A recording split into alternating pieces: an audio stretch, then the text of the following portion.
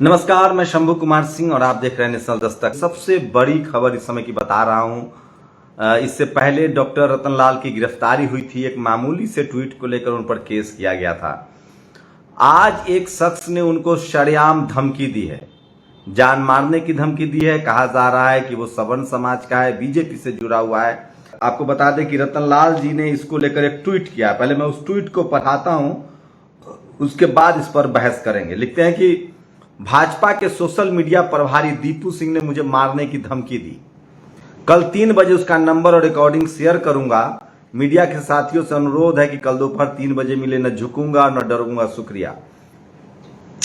तो सोचिए, आप कल्पना कीजिए कि इस देश में जगदेव प्रसाद को सड़क पर मार दिया गया। हम नहीं बोले, हमारे बाप दादा पढ़े लिखे नहीं थे, लेकिन अब हमें बोलना पड़ेगा। आप सोचिए, इस देश में टीवी अखबार की भूमिका क्या है और कौन लोग हैं जो सावित्रीबाई फुले पर पत्थर बरसा रहे थे जब वो स्कूल खोल रही थी। कौन लोग हैं जो बाबा साहब को देशद्रोही कहते थे, उनसे नफरत करते थे, आज भी उनकी मूर्तियां तोड़ते हैं क्योंकि उन्होंने हक अधिकार की बात की। कौन लोग हैं जो दिलीप मंडल को, आप जाके ट्विटर पर देखिए, दिलीप मंडल किसी से पैसा लेते हैं, किसी का पैसा खाते हैं। उनका ट्विटर स्पेस है, वो जो चाहे लिखें। अगर आपको दिक्कत है, आपके लिए कोर्ट के दरवाजे खुले हैं, पुलिस के दरवाजे खुले हैं। क्या आप जान मारने की धमकी देंगे? वेद प्रकाश के साथ क्या हुआ था? एक्टिविस्ट वेद हैं, पटना में उनकी रेकी की गई थी। उनको सरेआम फेसबुक पर जान मारने की धमकी दी गई थी। मैं रोज लगभग 500 कॉल उठाता हूं, लगभग 500 कॉल। वो इसलिए कि कोई तो होगा जो जरूरतमंद होगा, मैं उनको कॉल करूंगा, फोन करूंगा, उनकी मदद कर पाऊंगा, उनकी खबरें बनाऊंगा। मेरे पास भारत में या दुनिया भर में रिपोर्टर नहीं है, मेरे पास कोई इनपुट नहीं है। मैं ये फोन नंबर इसलिए उठाता हूं कि इस देश में कहां अत्याचार हो रहा है। सोचिए, SC ST OBC माइनॉरिटी पर अगर अत्याचार होता है तो कोई टीवी मीडिया रिपोर्ट करती है क्या? बहुजन समाज के लोग सोशल मीडिया के दम पर अपनी लड़ाई को आगे बढ़ा रहे हैं। चाहे वो हाथरस की बेटी का गैंगरेप हो, 1 महीने बाद खबर चली थी। सोचिए, आज जो मीडिया, झारखंड में एक मुस्लिम समाज के युवक ने एक लड़की को जला दिया, वो जेल में है, उसको सख्त सजा मिलनी चाहिए। लेकिन सोचिए, मीडिया इसको खबर चला रही है, चलाएगी, क्योंकि इसमें हिंदू मुस्लिम है। सवाल यह है कि क्या किसी मुस्लिम कम्युनिटी के किसी नेता ने, किसी धर्मगुरु ने, किसी जाति ने उसके खिलाफ पंचायत की कि आरोपियों को छोड़ दिया जाए? लेकिन इसी देश में हाथरस में गैंगरेप होता है, पंचायत होती है जात के नाम पर कि बचाया जाए आरोपियों को। पानी पीने के लिए एक छात्र को मार दिया जाता है, जातियों की पंचायत होती है। इसी से हम लोग को आपत्ति है, इसी को मैं जातिवाद कहता हूं। किसी कम्युनिटी का आदमी क्रिमिनल हो सकता है, क्राइम कर सकता है, लेकिन जातिवाद तब हम उसे कहते हैं जब उस क्राइम को, उस क्रिमिनल को पूरा सिस्टम बचाने में जुट जाता है। और इसकी शुरुआत मीडिया से होती है। मीडिया उस खबरों पर कुंडली मार के बैठ जाता है। रोहित वेमुला को मार दिया गया, चिट्ठियां लिखी गई। क्या किसी मीडिया ने स्मृति ईरानी से सवाल पूछा? क्या किसी मीडिया ने बंडारू दत्तात्रेय से सवाल पूछा? यह जातिवाद है। सिंगर के खिलाफ रेप का आरोप लगता है, पूरा परिवार को मार दिया जाता है, मीडिया किसी सवाल नहीं पूछता है। उल्टे उस कम्युनिटी के लोग उसके पक्ष में रैलियां करते हैं। एक श्रीकांत त्यागी नाम का शख्स सरेआम कैमरे पर गाली देते हुए पकड़ा जाता है। उसकी जब हो हल्ला होता है, गिरफ्तारी होती है, उस कम्युनिटी के लोग रैली करते हैं, धरना करते हैं, प्रदर्शन करते हैं। लेकिन ये तो वो चीजें हैं जो आपको दिखती है।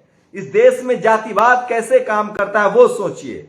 बिल्किस बानो को लेकर क्या कोई सड़कों पर उतर रहा है? जो लोग निर्भया को लेकर सड़कों पर उतर रहे थे, कोई बिल्किस बानो को लेकर उतर रहा है। लेकिन बिल्किस बानो के मामले को हम लोग जातिवाद क्यों कह रहे हैं? क्योंकि जो दोषी हैं, जिनको जेल से निकाल दिया गया, उनको मिठाई खिलाया जा रहा है, टीका लगाया जा रहा है।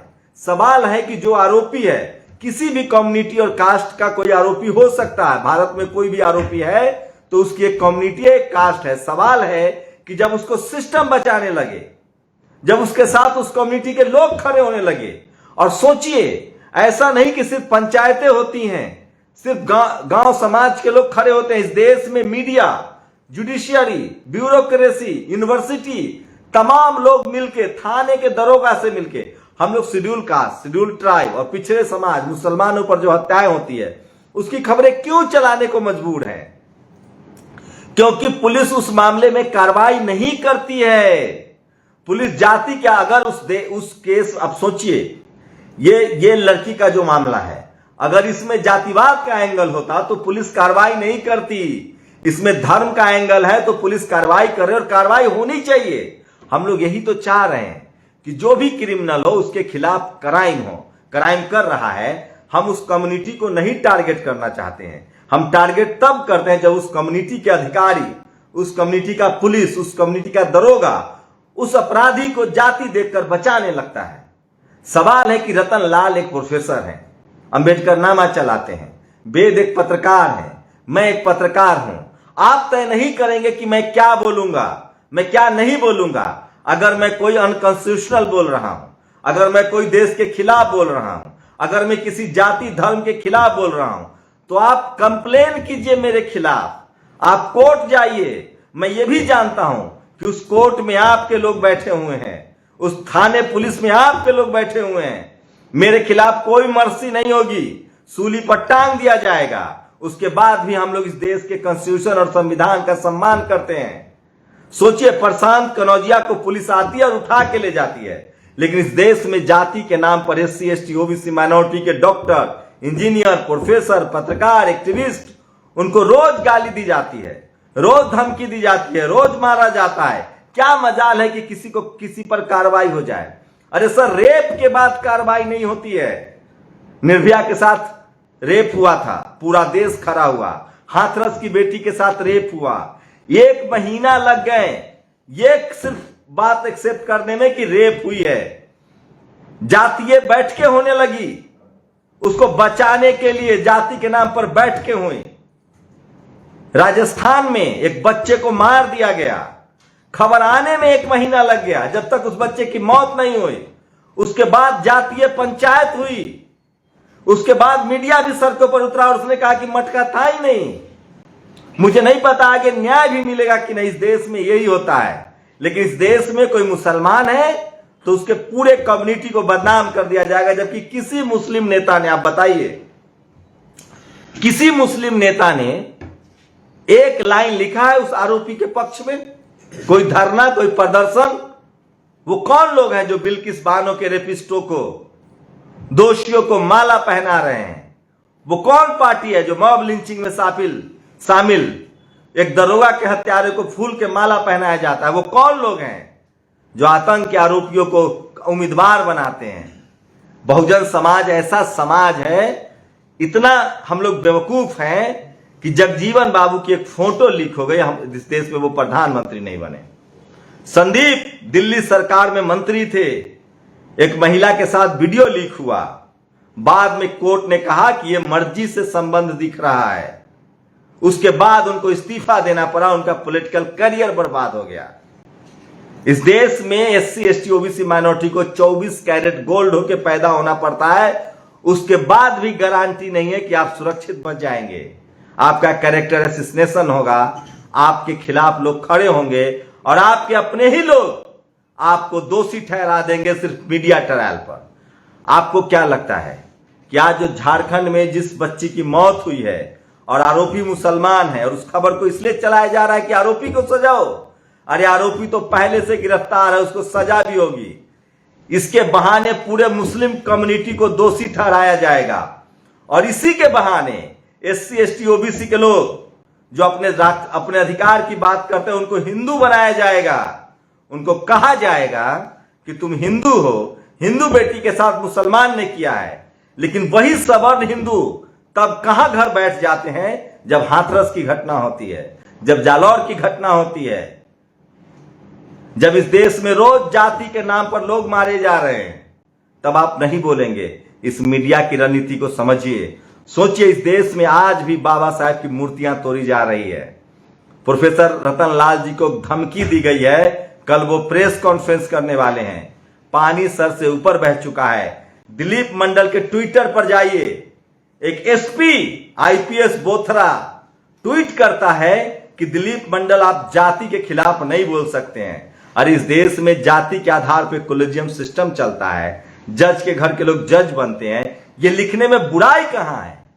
और अगर आपको इतना ही प्रॉब्लम है तो कंटेम्प्ट ऑफ कोर्ट में जाइए। मैं तो कह रहा हूं, इस देश के bureaucracy, judiciary, media, college, university, थाना, पुलिस, दरोगा, एसपी, डीएम सब आपका है। उसके बाद भी हम लोग इस देश के संविधान की वजह से हम उसको मानते हैं। जज आप हैं, दरोगा आप हैं, पुलिस आप हैं, वकील आप हैं, उसके बाद भी हम लोग मानते हैं कि हमको फिर भी न्याय पर भरोसा है। लेकिन आपको भरोसा नहीं है।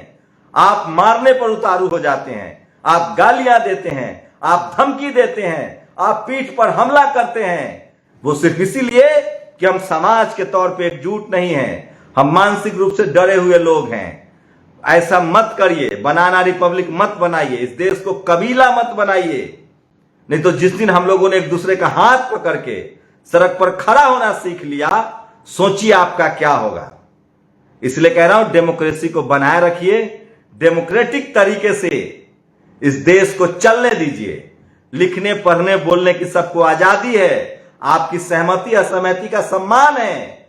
अगर कोई अनकॉन्स्टिट्यूशनल है, सोचिए, सोशल सरकार आपकी है, पुलिस, दरोगा सब आपका है, उसके बाद भी आपको जान मारने की नौबत आती है, धमकी देते हैं आपको कानून पर भरोसा नहीं है। अगर रतन लाल से कोई बात से असहमत है तो आप बहस कीजिए, पब्लिक प्लेटफॉर्म पे उनके खिलाफ लिखिए, कोर्ट जाइए, पुलिस है, पहले भी आपने किया है। लेकिन धमकी देने की आदत छोड़ दीजिए, गाली गलौज की आदत छोड़ दीजिए, क्योंकि अब आप बच नहीं पाएंगे। क्योंकि अब सोशल मीडिया है, लोग जागरूक हैं, हम लोग भी देश भर में घूम रहे हैं, लोगों को देख रहे हैं। किसी एक शख्स पर, किसी एक बहुजन पत्रकार, किसी एक बहुजन एक्टिविस्ट, किसी एक बहुजन इंटेलेक्चुअल, किसी एक बहुजन नेता पर आपको हमला करना आपकी दुनिया की सबसे बड़ी भूल साबित होगी। ऐसा करने की कोशिश मत कीजिए और डराइए धमकाइए मत। कल प्रोफेसर रतन लाल इसको लेकर एक प्रेस कॉन्फ्रेंस करेंगे। और अंत में आपको जाते जाते एक तस्वीर दिखा रहा हूं। यह तस्वीर बहुत जरूरी है। इस देश में संविधान की ताकत क्या होती है वो मैं इस देश की तस्वीर जनता को दिखाना चाहिए। आप किसी पार्टी के हो, किसी धर्म के हो, किसी जाति के हो, लेकिन अगर ये संविधान नहीं होता तो ये शानदार तस्वीरें राष्ट्रपति द्रौपदी मुर्मू, महामहिम राष्ट्रपति द्रौपदी मुर्मू, यूपी की पूर्व मुख्यमंत्री बीएसपी प्रमुख मायावती जी की तस्वीरें हैं जो सोशल मीडिया पर वायरल हो रही है। सोचिए, क्या संविधान बनने से पहले ये संभव था कि जो आदिवासी, शेड्यूल कास्ट, पिछड़े, दलित, मुसलमानों को जाति के नाम पर परेशान किया गया, पढ़ने लिखने नहीं दिया गया, वो राष्ट्रपति भवन में होते हैं? कानून, संविधान की चक्की है, महीन पीसती है लेकिन पीसेगी जरूर। इसलिए संविधान में तमाम बहुजन समाज के लोगों से अपील कर रहा हूं कि संविधान पर भरोसा कीजिए, अनकॉन्स्टिट्यूशनल काम नहीं कीजिए। संविधान जरूरी है। और जो लोग वही लोग मार काट, गाली गलौज की बात करते हैं जो इस संविधान पर भरोसा नहीं करते हैं। कल प्रोफेसर रतन लाल ने 3 बजे दोपहर में उनके अपने आवास हिंदू कॉलेज परिसर में, जो उनका आवास है, वहां एक प्रेस कॉन्फ्रेंस कॉल किया है। उस ऑडियो रिकॉर्डिंग को जारी करेंगे। अब बहुत हो गया, सर से पानी ऊपर जा रहा है। हर किसी को धमकी, दिलीप मंडल को रोज धमकी दी जाती है, रोज गाली दी जाती है, हम लोग को रोज धमकी दी जाती है, रोज गाली दी जाती है। अब आप मारना तो दूर की बात है, अब आप गाली देने पर भी नहीं बच पाएंगे। आपके खिलाफ संवैधानिक तरीके से, डेमोक्रेटिक तरीके से इस लड़ाई को आगे बढ़ाया जाएगा। मैं इस देश के तमाम न्यायप्रिय, संविधान मानने वाले बहुजन समाज के खासकर लोगों से अपील करता हूं कि आप अपने इंटेलेक्चुअल, पत्रकार, प्रोफेसर, सोचिए लखनऊ यूनिवर्सिटी में किस तरह से एक शेड्यूल कास्ट के प्रोफेसर पर हमला हुआ, किस तरह से रोहित वेमुला को मरने के लिए मजबूर किया गया, किस तरह से पायल तडवी को मारा गया। अब ये सब नहीं चलेगा। अपनी प्रतिक्रिया जरूर दीजिए और इतनी संख्या में आप हमारे साथ जुड़े, बहुत बहुत शुक्रिया। नेशनल दस्तक की आपसे गुजारिश है कि अगर इसको बचाना चाहते हैं तो नेशनल दस्तक को सब्सक्राइब करने के लिए रेड कलर के सब्सक्राइब बटन को दबाएं, फिर बेल आइकन की घंटी दबाएं। नेशनल दस्तक को बचाने के लिए बहुत जरूरी है कि हर खबर को शेयर करें, लाइक करें, कमेंट जरूर करें।